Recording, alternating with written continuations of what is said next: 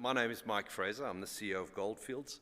On behalf of the 3,700 people within WNA who work with Goldfields and the 22,000 people globally, I'd like to present the story on Goldfields today. I draw your attention to the cautionary, and that's in the presentation pack. I would also like to acknowledge the Indigenous peoples of Australia in the lands in which we conduct our business. So just looking at our portfolio in Goldfields, this is a globally diversified gold miner. We have 8 operating mines across the globe, 4 here in WA, 2 in Ghana, 1 in South Africa, 1 in Peru. We have 2 development projects, one in Chile, Salares Norte, which is currently in ramp-up, and we have a 50% joint venture in the Windfall project in Quebec province in Canada. And that is currently in permitting with a scheduled planned FID in mid-2025. We also, in February of this year, divested our 50% interest in the Asanko mine to Guyana, our partner, and we converted that partly into a 19.9% interest in Guyana, which we still hold. In financial year 2023, we produced 2.34 million ounces of gold at an all-in cost of just a touch over $1,500 per ounce and generated operating cash of a touch over $1 billion. So a significant senior producer. Just moving on, the one thing I would like to talk about is just a focus on improving our health and safety performance. And for me, this is the foundation of a well-run mining company. And if we can't get this right, then really we should be reflecting very deeply. Tragically, in 2024, we have had 2 fatalities across our business. And whilst we are seeing a reduction in our serious injury rates, we have not been able to eliminate fatalities. And if you look at our history, since 2017, we've had 1, 3, 1, 1, 1, and then the last 2 years, 2 fatalities each. And for me, this is a point of deep reflection. And we've had 1 at South Deep, as I said. This was day 1 of on the job for me. And then we had 1 at the end of April at St. Ives. Following this, we undertook some deep reflection and went outside to really shine the mirror at what we could be doing differently. So we undertook an independent safety review globally across our business, and that presented back a couple of key themes for us that we needed to focus on. Firstly is around the work on leadership and culture and how we integrated our teams to focus on delivering safe, reliable, and predictable outcomes. Secondly, around building capability across people, systems, processes, and lastly, around our risk management frameworks and systems.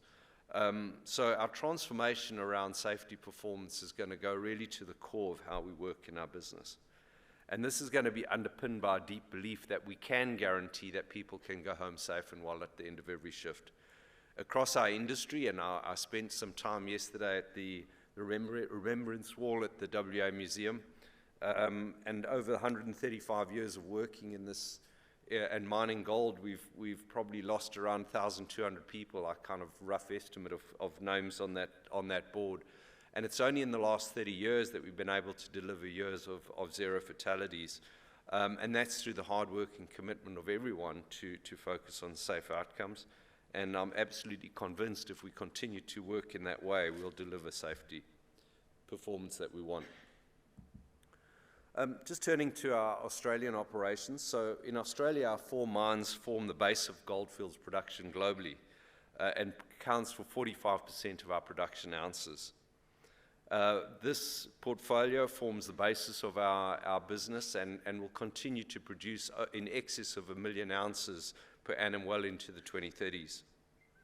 The cornerstone of our production performance is really St. Ives, and I'll touch on this a little bit later, but this continues to develop an Invincible deposit, which I'll touch on, will be a long-life Tier 1 ore body as we continue to develop this.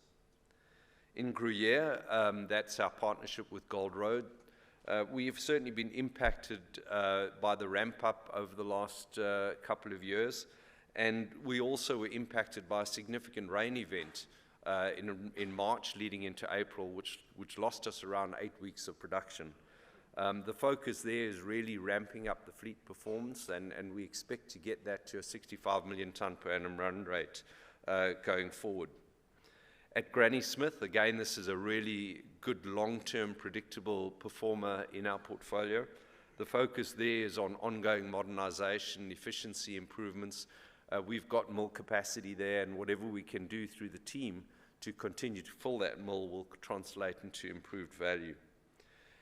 At Agnew, there's been the establishment of the Redeemer Complex, and the Wahroonga exploration target continues to look interesting and to produce some exciting results. One of the things that we're not immune to, and I'm sure many of the producers in the room will appreciate and have sympathy with, is that we've certainly seen huge cost pressure over the last couple of years, which has put our cost performance a little bit in the spotlight. We had all-in cost increased by around 14% year on year.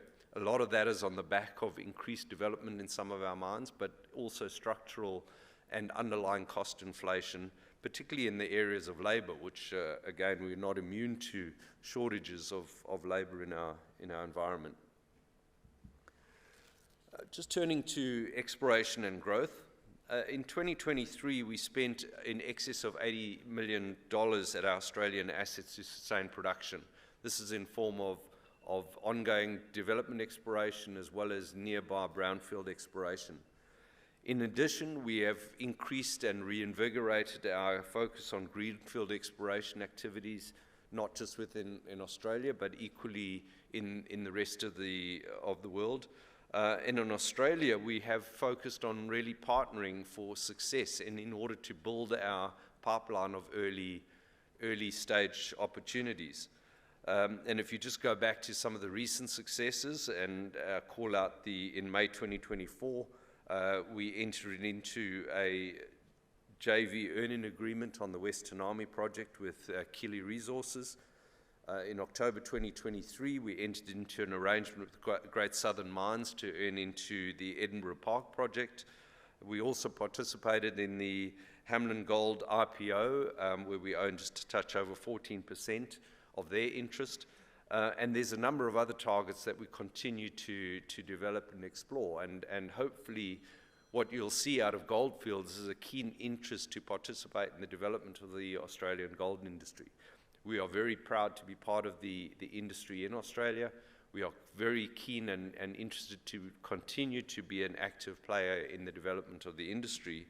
And hopefully those that are in the junior and the exploration part will find receptive ears amongst our global exploration team, who's actually based here in Perth.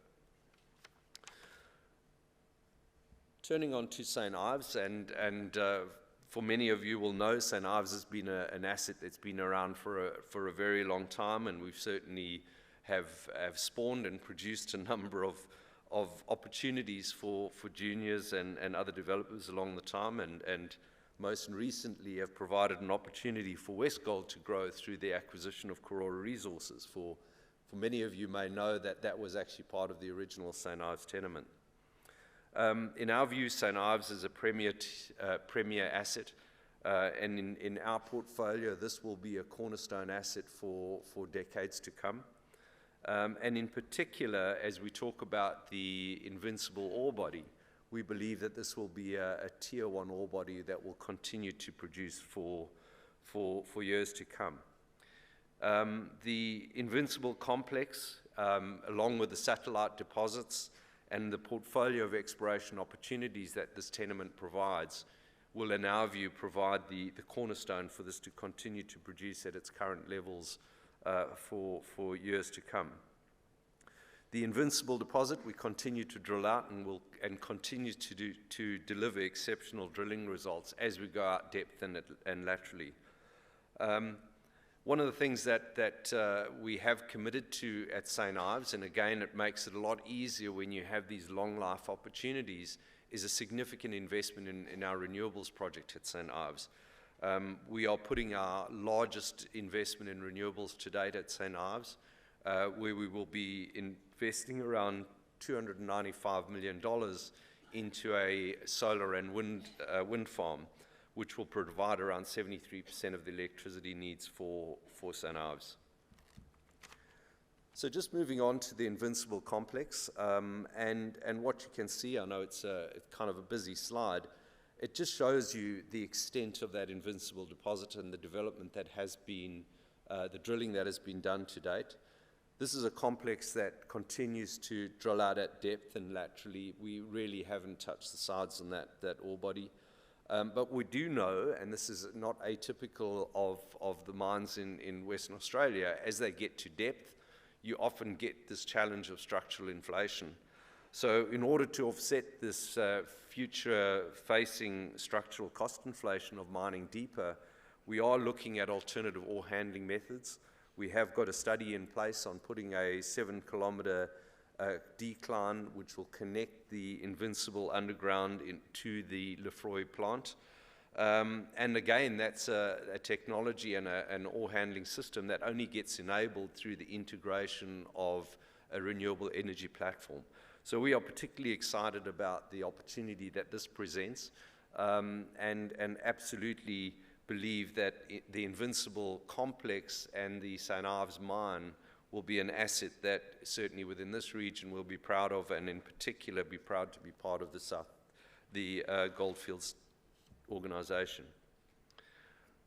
So if we just move on to social performance and social impact, firstly, one of the key themes facing us as miners is how we deal with our decarbonization, how we think about renewables, and certainly a core part of our strategy is a deep commitment to delivering on our purpose, which is creating enduring value beyond mining. And that means limiting our impacts on the environment. And through this, we are investing in renewable energy, not just in WA, but across our portfolio around the world. But as I said earlier, the investment in St. Ives in particular, the renewables project, is our most ambitious one to date. We are, as I said, investing 295 million Australian dollars. This will be in a 42 megawatt wind farm consisting of 7 6-megawatt wind turbines. It'll have 60,000 solar panels, which will be equivalent to a 35 megawatt solar farm, and 132 kV power line that will connect this system. This will provide 73% of our mine's electricity, and will provide the remainder of the requirements from the existing network. This will have an impact of reducing our electricity costs of around 50% of our primary electricity costs into St. Ives, which again, if you tie that back to the ability then to invest in electricity-intensive ore handling systems, makes those economics work very well. This will have the impact of reducing 95,000 tons of CO2 equivalent from the atmosphere each year. Across our other mines in Australia, we also have invested recently at Granny Smith, where we have an 8 megawatt solar, 2 megawatt battery power system. We're also extending that to a further 11 megawatt solar farm, an additional 7 megawatt battery expansion program. At Agnew, we have a 4 megawatt gas power station, 4 megawatt solar farm, an 18 megawatt wind farm, and 13 megawatt battery system supporting that. And we have a 12 megawatt solar plant and 4 megawatt battery plant at Gruyere. And we continue to look at opportunities to enhance and reduce our carbon footprint on those sites. The one area of opportunity that I honestly believe we need to continue to work on is how we collaborate with that. We all seem to be working in our own way. Part of it is due to the lack of connectivity in the grids. But whatever we do going forward, we've got to think about sustainability, collaboration, connectiveness in this space. Lastly, I just wanted to touch on the second key theme on our social impact, which is really creating enduring value for the communities in which we operate. Here in WA, last year we spent 545 million Australian dollars in host community procurement. We have, as I said earlier, 3,744 employees and partners who come to work every day across our 4 sites and in our Perth office. Our Perth office also supports our global operations, so we have a pretty good split between our Johannesburg office and our Perth office in supporting our global business. Of the employees in WA, 15% come directly from our host communities. Pleasingly, as part of our commitments to drive diversity in our business, around 24% of our total workforce are female, and of which 52% of these women are in core mining roles. So importantly, we are deploying people directly into the core business. And lastly, I just want to close on a really important milestone that we are reaching, and tomorrow we'll be announcing that we have reached a milestone native title agreement with the Nganaju people in relation to our St. Ives mining title. And I think, again, this is an incredibly important step forward, and through our contribution of the people at St. Ives, and in fact all of those at Goldfields, that we will help in a small way to improve the lives and the livelihoods of the people of the Nganaju. So thank you again, everyone, for listening to me today. I hope you enjoy the rest of the Diggers and Dealers Mining Forum, and it's been really great to meet a lot of new people and people that I've met before. So thank you for listening today.